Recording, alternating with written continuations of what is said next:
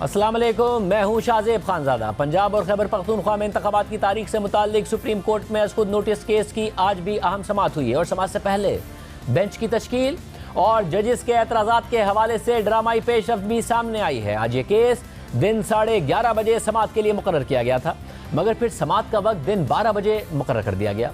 लेकिन दिन 1 बजे तक केस की समाअत शुरू नहीं हो सकी और फिर 1 बजे 23 फरवरी की समाअत का तहरीरी हुक्मनामा जारी कर दिया गया।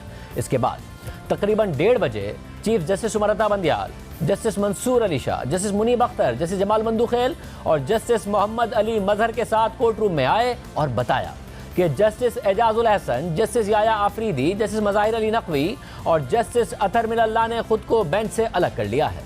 अदालत का बाकी 5 रुकनी बेंच मुकदमा सुनता रहेगा। चीफ जस्टिस ने मजीद रिमार्क देते हुए कहा कि आइन की तशरीह के लिए अदालत समाअत जारी रखेगी। आइन क्या कहता है, इसका दारो मदार तशरीह पर है। कल 9:30 बजे समाअत शुरू करके कल ही खत्म करने की कोशिश करेंगे। जब तक हुक्मनामा वेबसाइट पर ना आ जाए उसे जारी नहीं कर सकते। जस्टिस जमाल मंदुखेल का नोट हुक्मनामे से पहले ही सोशल मीडिया पर आ गया था। मुस्तकबिल में एहतियात करेंगे कि ऐसा वाकया ना हो। इसके बाद चीफ जस्टिस ने पंजाब और खैबर पख्तूनख्वा असेंबलियों के स्पीकर्स के वकील अली जफर से मुकालमा करते हुए रिमार्क दिए कि अली जफर दलाइल का आगाज करें और आगाह करें कि अदालत ये केस सुने या नहीं। आगाह किया जाए कि अदालत यह मुकदमा सुन सकती है या नहीं। कल हर सूरत मुकदमे को मुकम्मल करना है। इस मरहले पर पीपल्स पार्टी के वकील फारूक नाइक ने कहा कि हमने फुल कोर्ट के मामले पर दरख्वास्त दायर की है। इस पर चीफ जस्टिस ने जवाब दिया कि दरख्वास्तें सुनकर निपटाएंगे। जस्टिस मुनीब अख्तर ने रिमार्क दिए कि कमीशन को असेंबली की तहलील से 90 दिन में इंतखाबात कराने ही हैं। गवर्नर खैबर पख्तूनख्वा ने असेंबली तहलील की, उनको इंतखाबात की तारीख भी देना थी। जब गवर्नर ने तारीख नहीं दी तो सदर के पास डिफॉल्ट पावर मौजूद है। आइन खुद कहता है कि इंतखाबात की तारीख देना गवर्नर की जिम्मेदारी है। पार्लियामेंट ने इलेक्शन एक्ट में सदर मुमलिकत को इंतखाबात की तारीख देने का इख्तियार दिया है। अगर साल 1976 में आइन खामोश था कि इलेक्शन की तारीख देना किसकी जिम्मेदारी है, तो असेंबली ने तरमीम करके सदर और गवर्नर को तारीख देने का इख्तियार दे दिया। पंजाब की हद तक सदर ने शायद तारीख दुरुस्त दी हो। गवर्नर असेंबली तहलील करके तारीख ना दे तो अदालत हुक्म दे सकती है। जैसे जमाल मंदुखेल ने सवाल किया कि अगर सदर और गवर्नर दोनों ही तारीख दे दें तो फिर किसका अमल दुरुस्त होगा। अली जफर ने जवाब दिया कि सूबाई असेंबली तहलील हो तो गवर्नर की तारीख दुरुस्त होगी। चीफ जस्टिस ने रिमार्क दिए कि पार्लियामान ने इलेक्शन एक्ट में वाज़ेह लिखा है कि सदर भी तारीख दे सकते हैं। पार्लियामान की बसीरत का कैसे जायजा लिया जा सकता है? गवर्नर भी किस बुनियाद और मुशावरत पर तारीख मुकर्रर कर सकता है? जैसे जमाल मंदुखेल ने इस मरहले पर सवाल उठाया कि अगर मुल्क के पास इंतखाबात कराने के पैसे ना हो तो क्या होगा। जैसे मुनीब अख्तर ने इस पर रिमार्क देते हुए कहा कि ताज्जुब है, मुल्क में क्रिकेट खेलने के पैसे हैं लेकिन इंतखाबात के लिए नहीं हैं। कैसे हो सकता है कि इस बुनियाद पर इंतखाबात ना हो कि पैसे ही नहीं हैं। अली जफर ने कहा कि इलेक्शन कमीशन सुप्रीम कोर्ट में इंतखाबात की तैयारी का बता चुका है। जैसे मोहम्मद अली मजहर ने इस पर रिमार्क दिए कि तैयारी तो तब होगी जब इंतखाबात की तारीख का ऐलान होगा। जैसे मंसूर अली शाह ने मुस्कुराते हुए रिमार्क दिए कि यहाँ सिर्फ तारीख की बात हो रही है, अभी तो सिर्फ रिश्ता होना है। इस मरहले पर अटॉर्नी जनरल शहजाद अता इलाही ने कहा कि अदालत आर्टिकल 254 को भी मद्देनजर रखे। सदर की दी गई तारीख पर इलेक्शन मुमकिन नहीं, किसी सूरत भी 25 अप्रैल से पहले इंतखाबात मुमकिन नहीं। अगर आज इलेक्शन का ऐलान करेंगे तो 90 दिन की हद पर अमल नहीं हो सकता। 2008 में इंतखाबात की तारीख आगे गई थी। इस पर जस्टिस मुनीब अख्तर ने रिमार्क दिए कि वो तो कौमी सानहा था। जिस जमाल मंदुखेल ने रिमार्क दिए कि आर्टिकल 254 का इतलाक तब होगा जब कोई काम ताखीर से किया गया हो। पहले काम करने की नीयत तो करें। आप कह रहे हैं कि तारीख तो दें, फिर होता है या नहीं वो देखेंगे। इसके बाद चीफ जस्टिस ने सवाल किया कि कल सुबह कौन कौन दलाइल देगा, क्या फारूक नाइक साहब दलाइल देंगे? फारूक नाइक ने बताया कि कल मुख्तसर दलाइल दूंगा। चीफ जस्टिस ने रिमार्क दिए कि कल हम आबिद जुबैरी और शुएब शाहीन को सुनेंगे। हम किसी ना किसी नुक्ते पर पहुंच रहे हैं। जहां आइन खामोश है वहां कानून मौजूद हैं। कल केस को ख़त्म करना चाहते हैं। इस मरहले पर सदर मुमलिकत के सेक्रेटरी अदालत में पेश हुए और कहा कि सदर मुमलिकत ने सलमान अकरम राजा को अपना वकील मुकर्रर किया है। सदर मुमलिकत का कहना है कि अटॉर्नी जनरल अपना मौक़िफ़ दे चुके। आज समाअत हुई और फिर उसके बाद केस की समाअत कल सुबह 9:30 बजे तक मुलतवी कर दी गई। आज इस केस की समाअत शुरू होने से पहले 14 सफ़हात पर मुश्तमिल 23 फरवरी की समाअत का तहरीरी हुक्मनामा जारी किया गया। तहरीरी हुक्मनामे में चीफ जस्टिस ने लिखा है कि हमारे सामने 2 आइनी दरख्वास्तें हैं। एक दरख्वास्त इस्लामाबाद हाई कोर्ट बार ने दायर की है और दूसरी पंजाब और खैबर पख्तूनख्वा के स्पीकर्स ने दायर की है। दोनों दरख्वास्तों में पंजाब और खैबर पख्तूनख्वा के गवर्नर्स की तरफ से इंतखाबात की तारीख ना देने के इकदाम को चैलेंज किया गया है। ये नोट किया गया कि पंजाब असेंबली 14 जनवरी को तहलील हो गई, जबकि खैबर पख्तूनख्वा असेंबली 18 जनवरी को तहलील की गई। असेंबलियों की तहलील को 5 हफ्तों का वक्त गुजरने के बाद भी इंतखाबात की तारीख देने के आईनी इख्तियार का मामला ज़ेरे समाअत है। आइन का आर्टिकल 224 कहता है कि असेंबली तहलील होने के 90 दिन के अंदर इंतखाबात का इनेकाद होना चाहिए। इसी दौरान 16 फरवरी को अदालती बेंच ने चीफ जस्टिस ऑफ पाकिस्तान से इस मामले पर अज खुद नोटिस लेने की दरख्वास्त की। ये दरख्वास्त सोच समझ कर की गई। हाई कोर्ट्स में पहले ही खासा वक्त लग चुका था और सदर मुमलिकत की तरफ से तारीख देने के इकदाम पर भी गौर किया गया। इस सूरत हाल में चीफ जस्टिस ने 22 फरवरी को अज खुद नोटिस लिया ताकि 3 सवालात को सुना जाए। पहला सवाल, सूबाई असेंबली के इंतखाबात की तारीख का ऐलान किसकी आईनी जिम्मेदारी है। दूसरा सवाल यह है कि इंतखाबात कराने की आईनी जिम्मेदारी किसने और कब पूरी करनी है। और तीसरा सवाल यह है कि वफाक और सूबों की आईनी जिम्मेदारी क्या है। अदालती हुक्म के मुताबिक आइन ने किस अथॉरिटी को सूबाई असेंबली के इंतखाब की तारीख का ऐलान करने के जिम्मेदार करार दिया है। यह मुख्तसर सवाल इससे पहले कभी किसी अदालती कार्रवाई में सामने नहीं आया है। आइन में एक वक्त मुतय्यन है, इसलिए हमने इस मामले को फौरी तौर पर देखने का फैसला किया। अदालती हुक्म के मुताबिक समाअत के दौरान जस्टिस अतर मिनल्लाह ने यह नुक्ता उठाया कि पंजाब और खैबर पख्तूनख्वा असेंबली की तहलील आइन की खिलाफवर्जी है, क्योंकि दोनों सूबों के वज़राए आला ने सियासी लीडर के हुक्म पर अमल किया। इसी तरह जस्टिस मंसूर अली शाह ने पंजाब और खैबर पख्तूनख्वा की असेंबली की तहलील की वजूहात के बारे में पूछा। अगर ये वजूहात काबिल समाअत हैं तो क्या अदालत इन दोनों असेंबलियों की बहाली का जायजा ले सकती है। ये नुक्ते ना तो अदालत में दायर की गई आईनी दरख्वास्तों में शामिल हैं और ना ही अज़ खुद नोटिस लेने की दरख्वास्त का हिस्सा हैं। हमारे सामने जो मामला है उसकी अर्जेंसी को जहन में रखते हुए इन नकात पर आगे चलकर किसी मुनासिब मौके पर गौर किया जा सकता है। इस कार्रवाई को कल यानी 24 फरवरी सुबह 11 बजे तक के लिए मुलतवी किया जाता है। इसके बाद अदालती हुक्म में जस्टिस जमाल बंदुखेल का नोट शामिल किया गया है, जिसके मुताबिक गुज़िश्ता रात गए यानी 22 फरवरी की रात मैंने एक फाइल वसूल की कि मौजूद चीफ जस्टिस ने एक अज़ खुद नोटिस लिया है। ये नोटिस जस्टिस एजाजुल हसन और जस्टिस मज़ाहिर अली नकवी के एक ऑर्डर की बुनियाद पर लिया गया। ये अपील CCPO गुलाम महमूद डोगर की तरफ से अपनी ट्रांसफर से मुताल्लिक फेडरल सर्विस ट्रिब्यूनल के फैसले के खिलाफ दायर की गई थी। गुलाम महमूद डोगर के वकील आबिद एस जुबैरी हैं। जब गुलाम महमूद डोगर की अपील ज़ेर इल्तवा थी तो उसी दौरान 16 फरवरी को बेंच ने चीफ इलेक्शन कमिश्नर को बुला लिया, जो दरख्वास्त में फरीक ही नहीं थे, और चीफ इलेक्शन कमिश्नर से पंजाब असेंबली के इंतखाबात कराने के हवाले से पूछा गया। चीफ इलेक्शन कमिश्नर के जवाब से कतई नजर जस्टिस एजाजुल हसन और जस्टिस मज़ाहिर अली नकवी ने मामला चीफ जस्टिस ऑफ पाकिस्तान को अज़ खुद नोटिस लेने के लिए भिजवाना मुनासिब समझा। जस्टिस जमाल बंदुखेल के मुताबिक इलेक्शन से मुताल्लिक मामले का CCPO लाहौर गुलाम महमूद डोगर की मुलाजमत के मज़कूरा मामले से कोई ताल्लुक ही नहीं बनता।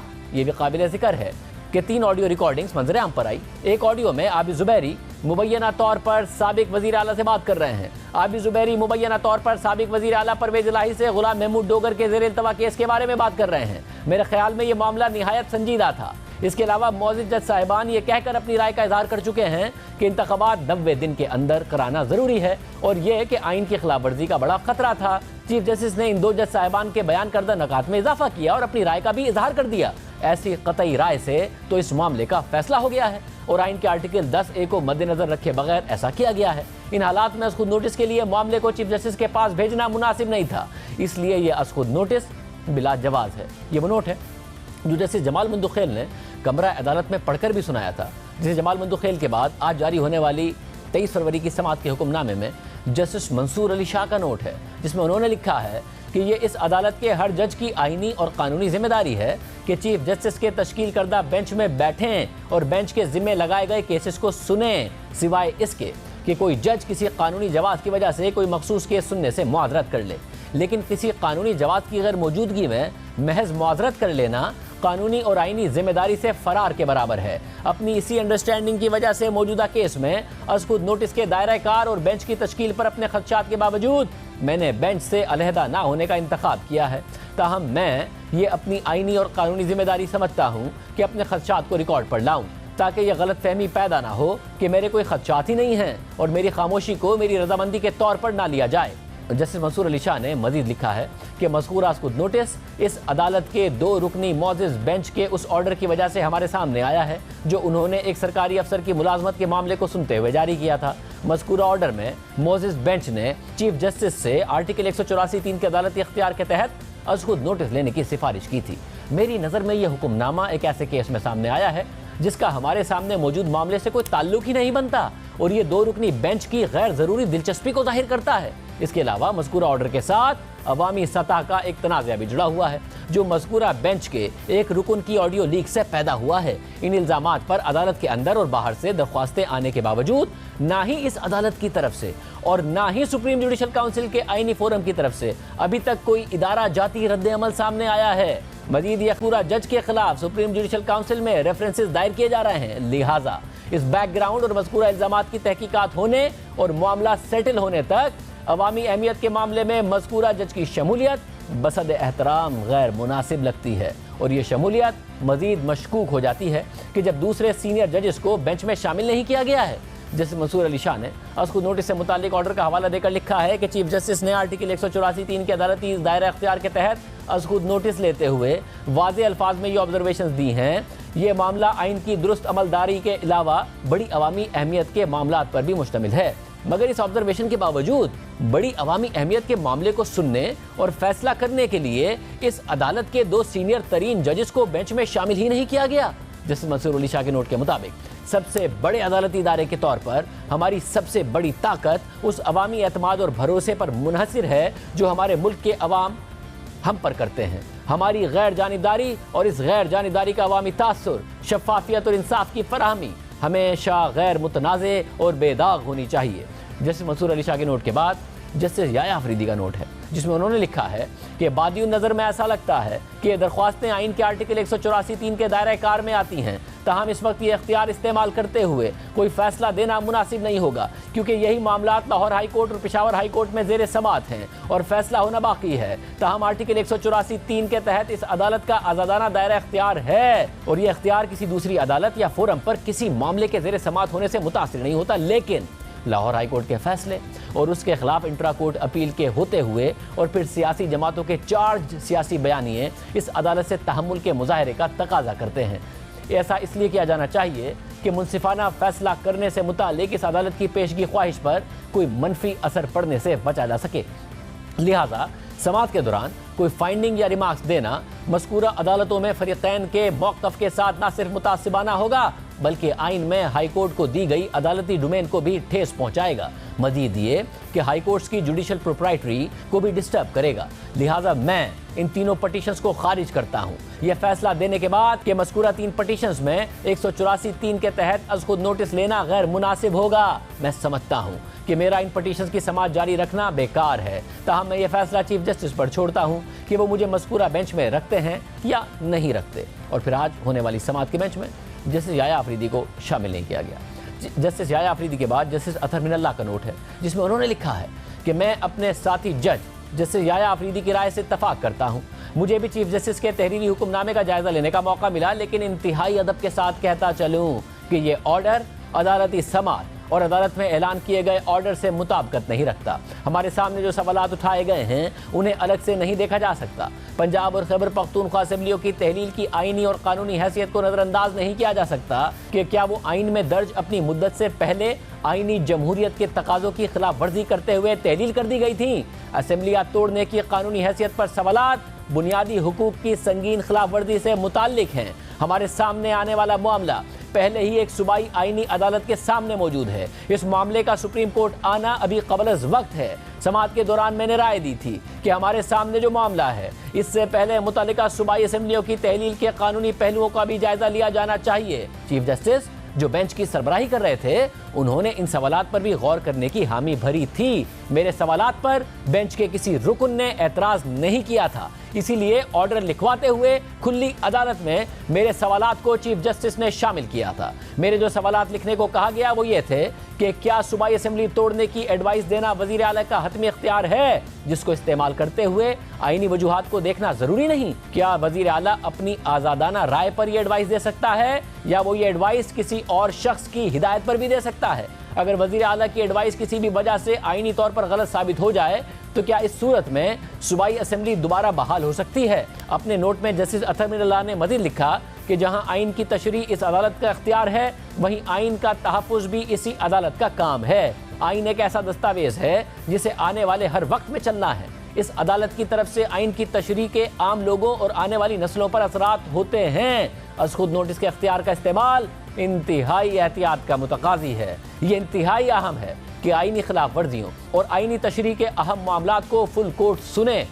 चीफ जस्टिस के अज़खुद नोटिस के इख्तियार की आइनी तशरीह भी ज़रूरी हो गई है। जस्टिस अतहर मिनल्लाह के नोट के बाद ऑर्डर ऑफ द बेंच है, जिसमें लिखा है कि 23 फरवरी के हुक्म और 4 जजेस जस्टिस मंसूर अली शाह, जैसे याया आफरीदी, जैसे जमाल खान मंदूखेल और जस्टिस अतर मिनल्लाह के इजाफी नोट्स को सामने रखते हुए साथ ही हमारी बाहिमी बहस के बाद ये मामला बेंच की तश्कील के लिए चीफ जस्टिस को भेजा जाता है।